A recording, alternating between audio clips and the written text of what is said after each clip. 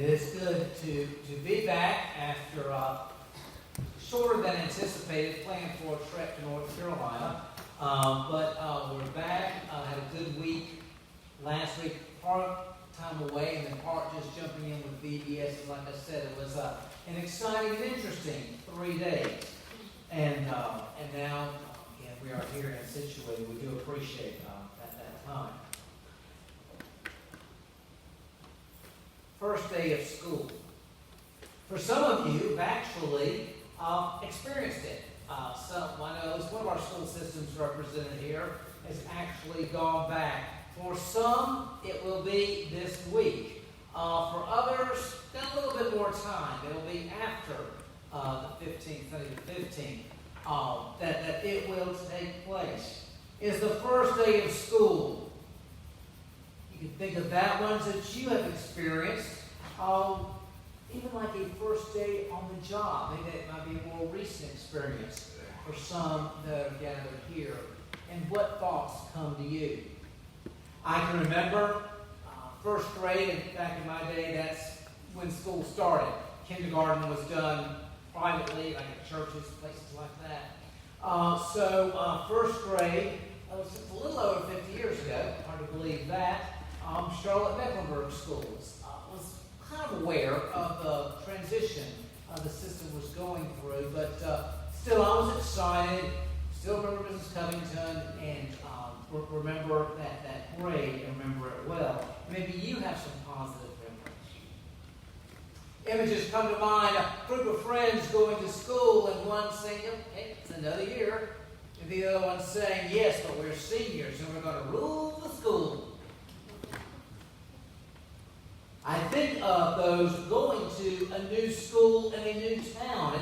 Everything is new and trying to figure out what is it going to be like and what are the norms of this place.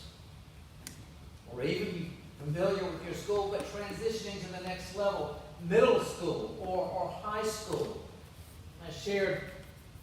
I remember first day of high school, driving up in the bus. And this is so dated. Our bus, because the middle school was right down the road, our bus had middle and high school students on it.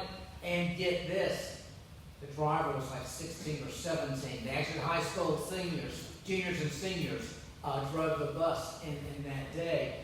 And they've been accustomed in our school, a lot of the schools in the county, and things you could never do today. But there had been a tradition of some degree of hazing for freshmen. Please just stay with the crowd, you're okay.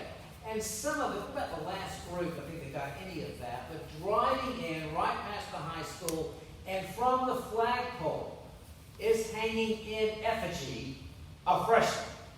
I mean, it just says a freshman. And friends said, Jones, your eyes got like this big in your head. See that? That would be illegal now. But anyway, those were rough crowds in those days. But anyway, it is trying to figure out the school, again, figuring out a job. What are the dynamics? What are the unwritten rules? What are the alliances? What was not covered in the interview that I better figure out quick? I think back to some years ago in Virginia. It turned out being actually my last Presbyterian meeting there before I moved to Georgia. But there was a fellow who had come there, and he was co-pastor of Rivermont Presbyterian Church. And for whatever reason, there really was not that delegation to be there. Now, I was very blessed. When I was received by Grace Presbytery, we had 40-some folks were there. And, of course, when after I was approved, everybody left. I guess they were able to conduct business at the Presbytery. But anyway, I had that kind of support. He did not. Now, it turns out his name is David Etheridge. And I was aware of him years before. He had been in Snow Hill, North Carolina, and I was living in Greenville and wrestling with a sense of call. And a pastor friend said, you ought to talk to him, particular reasons. We got in contact, but the Etheridges were moving from Snow Hill to Charlotte. And so that was time of transition. We're not able to make the connection. Now from Charlotte, he is coming up to Virginia. And I'm like, well, hello. These are the people we know in common back in the day. And now we didn't get a chance to get together, but so good to meet you now. And began just hanging out. And he just basically hung out with me at Presbyterian. And later, wrote me a note saying, thank you so much. I just felt like my children going that first day of school, kind of, who's going to have lunch with me? That was it. You had lunch with me. So, again, we've had those experiences like that. Well, imagine what it's like for someone like Daniel. That's what we had in our first lesson. As a young, impressionable boy, or teen, I should say, he was taken from what he knew, taken from his familiar world, and taken into exile. This is in the last 10-year period of the kingdom of Judah, the southern kingdom. Jerusalem is the capital. And the last 10 years, it just went from bad to worse. And there were two, sometimes they're called exiles, sometimes called deportations. Groups were taken out. The country not fallen, but groups were taken out like hostages. The final one is when the overwhelming majority of people were taken into exile. And so he was in that first group of people, and they went for the cream of the crop, but he was taken from everything he knew, and he never saw his home again. And there he is, taken to a new land, and thrust into a place with different languages, a different language and religion and customs and ways of doing things. What could he take with him? He couldn't really take anything. I mean, the clothes on his back and maybe the equivalent, that day's equivalent of a suitcase or two, but that would have been it. What he could take were the gifts that he had inside. They were his assets. He could take that with him. And in Scripture it says he was among the youths that were selected because of physical attributes. Might have been he was easy on the eye, but also good shape physically. That he had social skills. That he was gifted with knowledge and wisdom. And that wisdom is more than just common sense and street smart. It's really the application of knowledge. These were things that no one could take away with him, and they were the assets that he used to build his life in the new land. We have, from Luke's Gospel, small glimpses into the life of John the Baptist, of his growth in stature and in faith. We see Jesus first after the circumcision, and then the final verse comes when he is 12, and basically that verse summarizes his life from 12 to 30.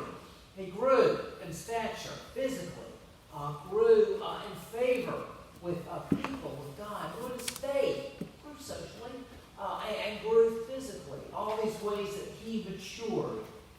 These are common needs, gifts mentioned of people that help them to make it possible for them to go forward. Now, there is a new year ahead, and I counted, and in our church, we have 9 academic systems represented between staff and faculty and students. I counted 9. All in different places. Some, like I said, you're already back in school. Some are going to face it this week, and some have got a little bit more time to go. Going forward, this is a message then for those in our schools, students as well as faculty and administration. And Ben's one of those faculty people, and actually, he's going to a new land. I won't call Dallas ISD Babylon, but it is a new land for him, okay? And figuring it out. But these are principles that all of us need when we find ourselves in new situations.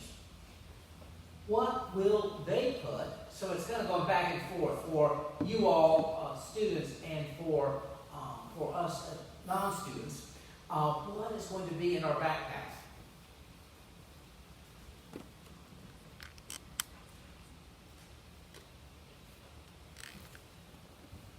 And so I'm going to try, y'all can hear me, right?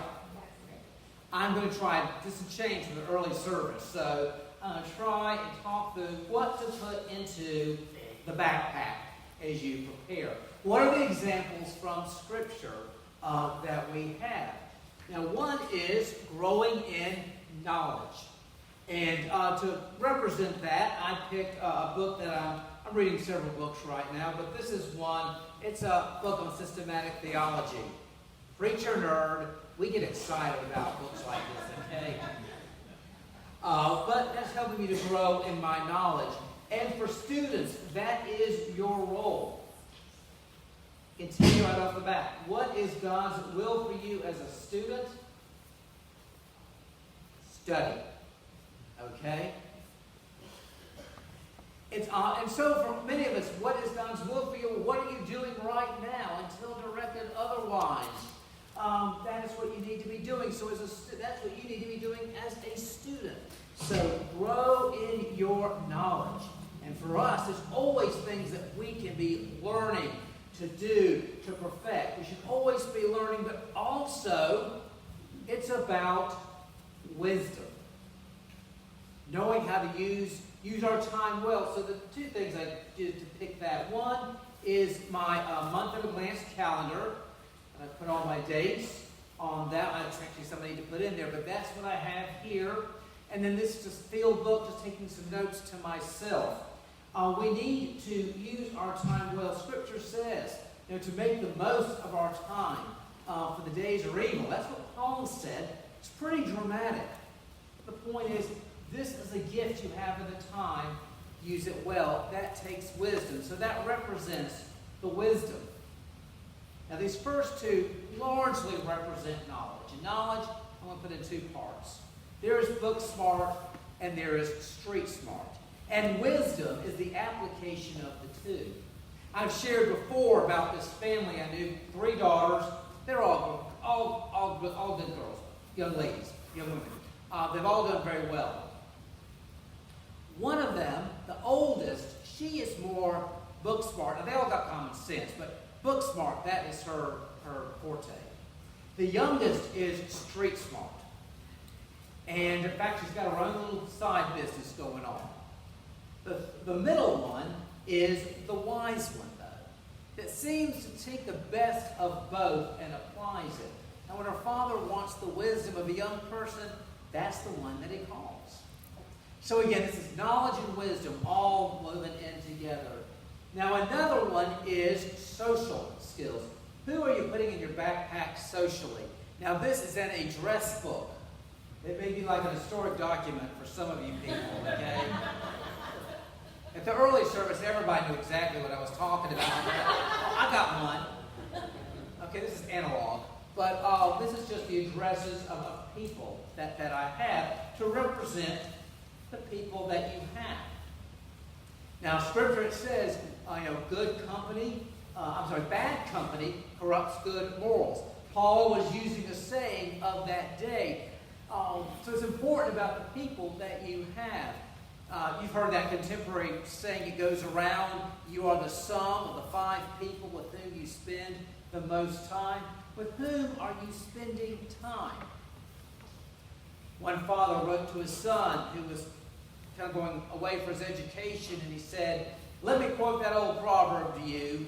Tell me who you live with, and I will tell you who you are. Again, encouraging his son, who are you getting to know? Who are the people in your life?